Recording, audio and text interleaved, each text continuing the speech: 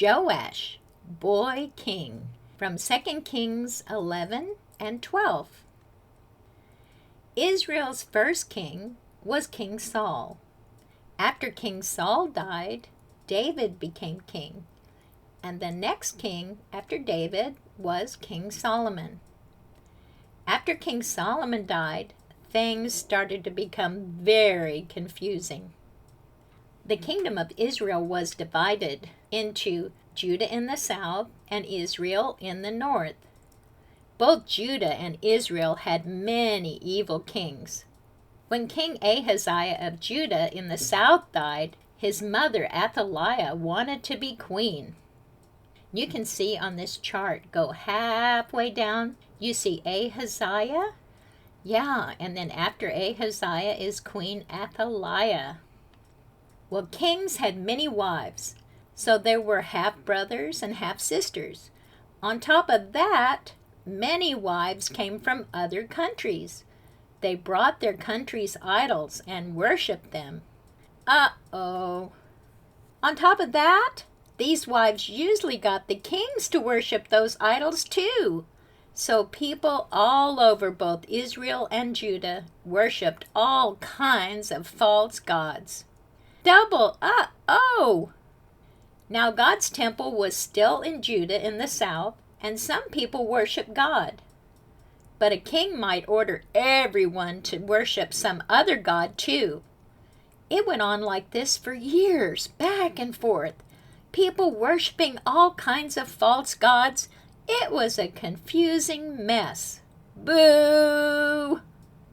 On top of that, it was common for a new king who came to power to kill anyone who might be in line for the throne, even his own children. This is where we start today. This is an account of how God protected someone and used him to do good things. Yay! King Ahaziah of Judah died. His mother Athaliah wanted to be the only one left to rule Judah. You can look here on the genealogy of the kings of ancient Israel and Judah. And do you see the yellow?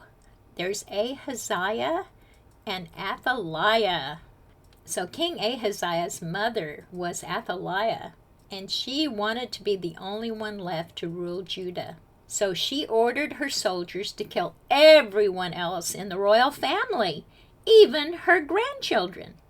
But in the horrible chaos, one person took action to save a life. 2 Kings 11 verse 2 says, "But Jehoshaphat, the daughter of King Joram, sister of Ahaziah, took Joash, the son of Ahaziah, and stole him from among the king's sons which were slain. And they hid him, even him and his nurse, in the bedchamber from Athaliah, so that he was not slain." So who is this that got saved? It's Joash, and he was the son of Ahaziah.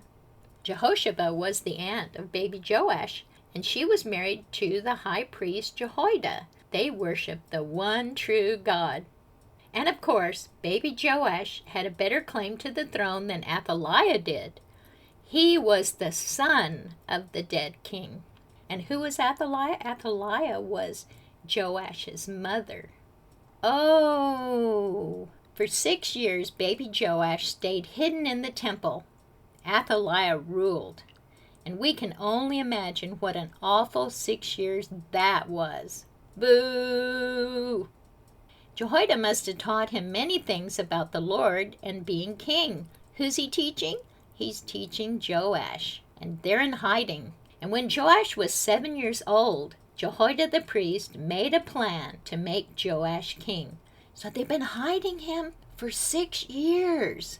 And now they made a plan to make Joash the king. And the Bible says in 2 Kings chapter 11, verse 4, Jehoiada the priest sent and fetched the rulers over hundreds with the captains and the guard, and brought them to him into the house of the Lord, and made a covenant with them, and took an oath of them in the house of the Lord, and showed them the king's son. So Jehoiada told all these trusted people that the king was alive and that he had been in hiding. Joash had been hidden in the temple for 6 years, and now Jehoiada the priest was going to bring him out of hiding and make him the king. And it says in 2 Kings 11:11, and the guard stood, every man with his weapons in his hand, round about the king, from the right corner of the temple to the left corner of the temple, along by the altar and the temple. So they brought out Joash, and they had all these guards standing around him to guard him. Jehoiada placed all these soldiers so that he could be sure that Athaliah did not stop Joash from being crowned king. Double uh-oh. Joash was brought out, and Jehoiada put a crown on his head. He proclaimed him the new king. The people clapped and shouted, "Long live the king!" Athaliah heard the noise and ran to the temple, and when she looked, behold, the king stood by a pillar as the manner was. And all of the people of the land rejoiced and blew with trumpets. Oh, can you see in the picture? There's little Joash standing, and Athaliah's pointing at him. Athaliah was furious. She tore her clothes and cried, "Treason! Treason!" But the soldiers closed in, took her outside, and she died there. There was peace in the city, the Bible says, because Athaliah was gone. But the best part was to come. Do you see little Joash sitting on the throne? How old is he? He's 8 years old. Everyone in Judah got rid of their idols. They tore down the temples and altars for the false gods. They worshiped God. Yay! When Joash grew up, he made sure that the temple of God was repaired. People brought money for the job, and for a while things didn't get done. Uh-oh. So then Joash and Jehoiada made sure the work got done. They hired men to supervise and make sure the money went to the workers. And 2 Kings 12 verse 15 says, "Moreover, they reckoned not with the men, into whose hand they delivered the money to be bestowed on workmen, for they dealt faithfully." The work took a long time, but things were finally repaired in the temple. And God had protected Joash and kept him alive. God used Joash to restore the temple. So after all the years of mess and confusion, God's people could finally worship God in his temple. Yay! When Joash was a baby, it looked like he would never be king. It looked like things would always be a mess in Judah. But God is stronger than anything. He protected Joash. He had a plan for his life, and God used him to do good things. And here's our verse today. It's Psalm 55:22. "Cast thy burden upon the Lord, and he shall sustain thee. He shall never suffer the righteous to be moved." Psalm 55:22. Let's say it together. "Cast thy burden upon the Lord, and he shall sustain thee. He shall never suffer the righteous to be moved." Psalm 55:22. We can trust God and not worry. He knows how to take care of us, and he has plans for our future. He knew how to take care of Joash, didn't he? And he had a plan for Joash's future. These are binoculars, and binoculars help us see far ahead. And even though we don't know the future, we know God has a plan for us. He will protect us. He will use our lives and do good things through us in the future far ahead. So our big idea today is God can protect us and use us to do good things. Let's think about our Bible lesson today. When Joash's young life was threatened by his own pagan grandmother, God proved his power and protected him. Joash's grandmother wanted him dead, but God protected him. He had good plans for Joash, and Joash was a part of David's family. Since Joash was in David's family, it was another attempt by the enemy to stop the Messiah's family line before he was ever born. Do you see that? The devil was trying to cut off Messiah's family line, but God was faithful.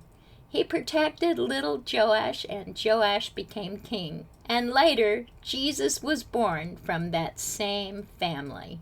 Jesus' life was similarly threatened by Herod. King Herod wanted to kill baby Jesus. Remember that? But God not only protected Jesus, but also brought the final triumph over the enemy through Jesus, through him, right? God's plan for Jesus was that through him, we could join his family. God is stronger than anyone or anything. God always has the last word. No human can thwart his purposes. He prevails. Remember our big idea. God can protect us and use us to do good things. And our verse today, Psalm 55:22. Cast thy burden upon the Lord, and he shall sustain thee. He shall never suffer the righteous to be moved. So remember, God can protect you, and he can use you to do good things. He protected Joash, didn't he? It looked impossible, but God protected him, and Joash became king. And God can protect you too, and use you to do good things. Just trust him. Stay close to the Lord. Joash, the boy king. Don't cry, little Joash. Don't cry. Someday you will be king and wear a crown on your head and sit on a golden throne. But if the wicked queen hears you cry, she will send her soldiers to take you away, and then you won't be king and wear a crown on your head and sit on a golden throne. Uncle Jehoiada, who was priest of the temple, and Aunt Jehosheba kept baby Joash in the bedroom of their temple rooms. Joash learned to walk. He learned to talk. The wicked queen did not find him. The boy Joash grew. Each birthday he stood a little taller beside the bedroom doorpost. In the daytime, the door was always barred shut, lest someone in the temple see him and go tell the wicked queen. In the evening, when the people had gone home, the door was unbarred, and Joash could walk with his uncle in the temple court. One evening, as Joash and Uncle Jehoiada walked together in the temple court, Joash saw a hole in the temple wall. Then he saw another hole, and another. Why, the temple walls were full of holes. The holes were made by the wicked queen's sons when they tore away parts of the walls to build a temple for their idol, said Uncle Jehoiada. To repair the holes would cost much money, and there's no money in the temple treasury. Uncle Jehoiada taught Joash to read the law of God. Joash read, Thou shalt have no other gods before me. Remember the Sabbath day to keep it holy. Honor thy father and thy mother. Thou shalt not steal. Joash loved to read the law of God.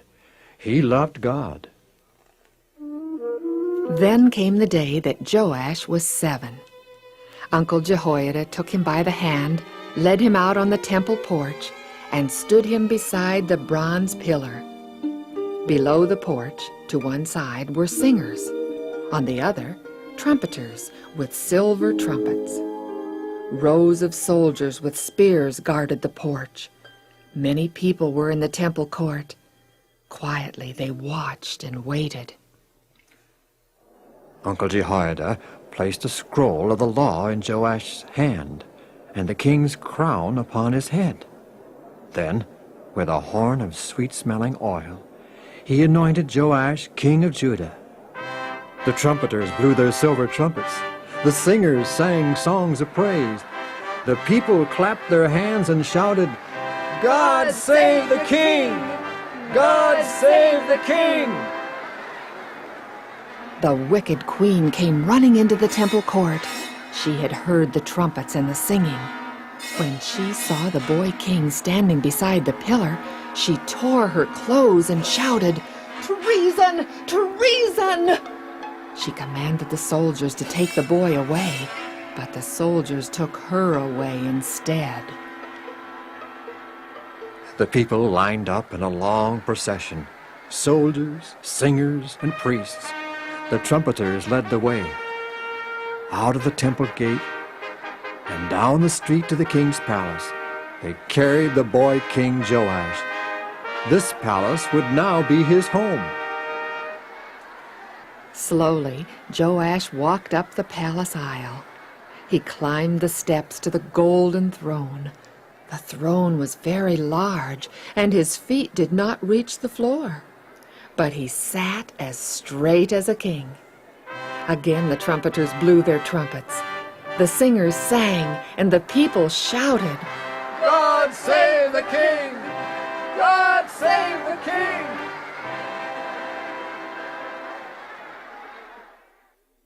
To be king was a big task for a boy. He would need Uncle Jehoiada's help for many years. King Joash remembered the holes in the temple wall. How could he get the money to mend them? He sent men throughout the land to collect coins, but the men spent the coins on their own houses. The holes in the temple walls were still there. Then Joash thought of a different plan to raise money. Joash asked Uncle Jehoiada for a chest with a lid. Let us put the chest beside the temple gate, he said. The chest was placed beside the gate. Let us cut a hole in the lid, said Joash, a hole just large enough for coins to go through. The hole was cut in the lid. Now when people came to the temple to worship, they would see the chest and drop coins through the hole in its lid. People came from near and far to see the king's money chest. Boys and girls came, fathers and mothers, grandfathers and grandmothers. They marched by and dropped coins into the chest. At first, the coins made a clinkety-clink-clink sound. When the chest was half filled, clankety-clank-clank. And when it was almost full, just clunk. Bring the chest to the treasury room, said Joash. In the treasury room, his helpers poured the coins into bags. The chest was again placed at the temple gate, and the coins went clinkety-clink-clink, clankety-clank-clank, and then clunk. Again and again the chest was filled and emptied into bags in the treasury until there was money enough to repair the holes in the temple walls. Stone cutters cut stones, carpenters sawed boards. Carefully they worked, for this was God's house. At last, the holes in the temple walls were repaired. Now, many people came to worship in the temple. They learned to love God, as did Joash, their king. God looked down from heaven and was pleased to see the beautiful temple, the worshiping people, and the young king on the golden throne.